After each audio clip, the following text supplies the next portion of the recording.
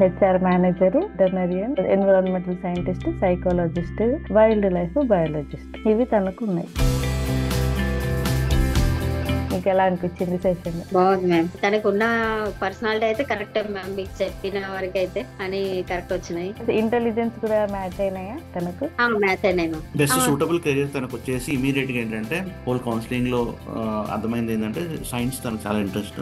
అవును so sir, BiPC is the తను recommended. చెప్పడం కూడా సైన్స్ అనే చెప్పింది సార్. బైపీసీ తీసుకుంటా అని అంటుంది sir. Exactly. So BiPC is right, correct. అందులో బైపీసీ తీసుకోండి +2 లో.